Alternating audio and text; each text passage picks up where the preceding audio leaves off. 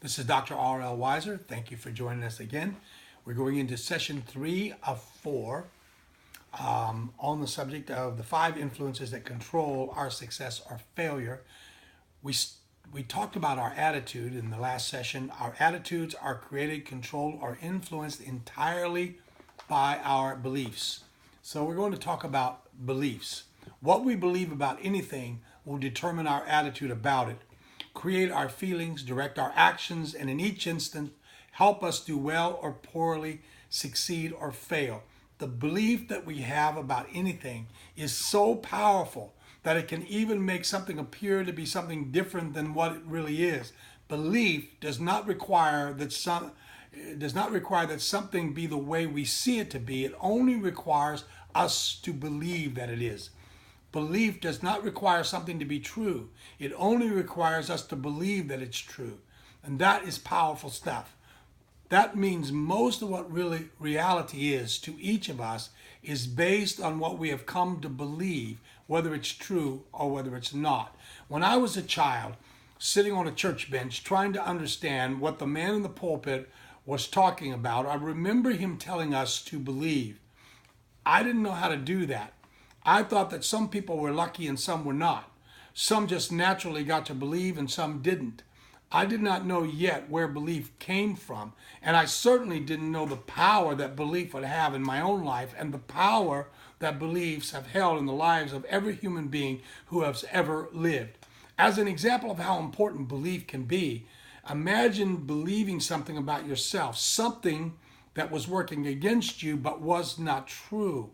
Let's say that you believed that you had trouble making friends easily or being accepted easily and naturally by others. You believed that you took a social backseat to people who seemed to be a lot more popular. And as a result, you found yourself standing back at social gatherings, self-conscious and unsure of what to say. At your work, you often missed opportunities because you didn't speak up, even when your idea was better than the idea that was accepted from someone else who did speak up. Let's say that you knew that you wanted to be intelligent and witty and fun, but you believed that on the outside you just didn't measure up.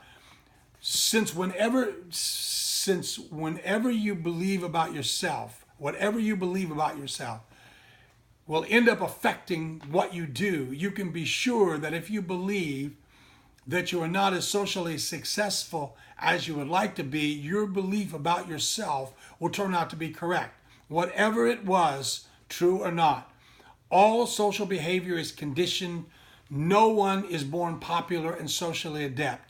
All social grace and skill and comfort level that we have, successful or unsuccessful, is based on what we believe about ourselves.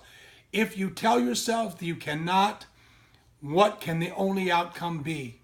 We all have thousands of big and little beliefs about ourselves. Some of them are probably true. I suspect that most of them are not. But your mind will act as though they are true if you believe them. What makes us believe? Do our beliefs just one day spring out of nowhere? Were our beliefs handed to us at the day of our birth, like birthmarks of our heredities to be kept forever? Do we create them ourselves? Where do we get them? Our beliefs are not accidental by nature.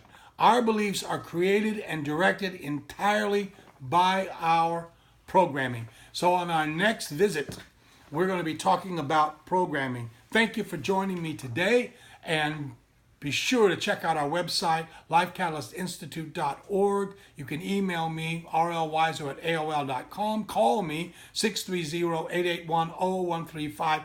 We can give you a lot more information on this subject.